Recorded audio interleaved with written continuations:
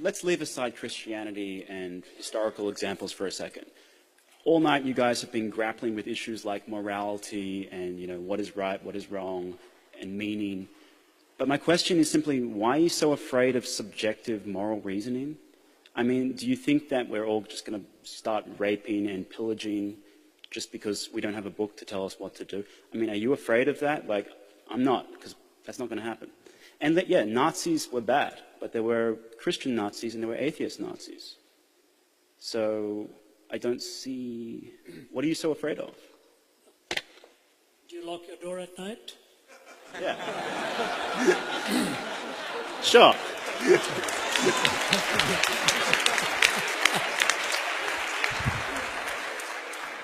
I hear what you're saying. Sounds very cavalier, though.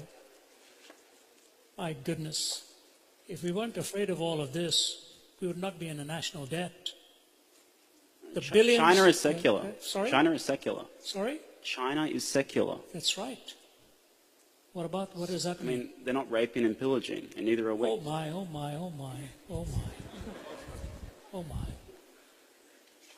Have you read what happened during the Red Guards Rebellion? Have you read what happened during the Boxer Rebellion? Do you know who has killed more people in the 20th century than China and Russia? 60 million apiece? Wow. It makes the Holocaust seem tame. The 20th century became the bloodiest century in history.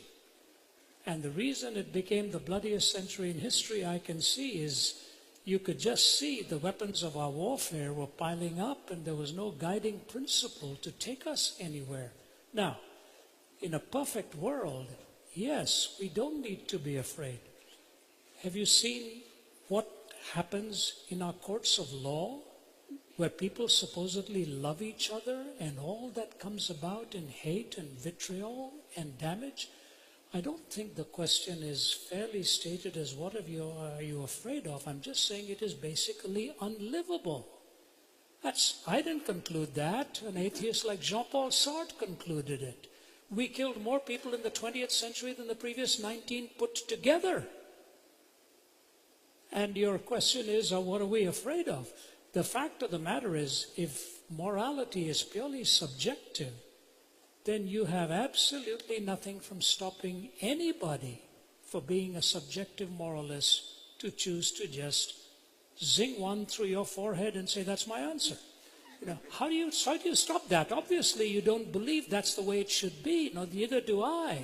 So it's not a case of what am I afraid of. It's a case of the fact that if you're willing to say to me that moral reasoning can be purely subjective, I just say to you, look out, you ain't seen nothing yet if everybody believed what you did.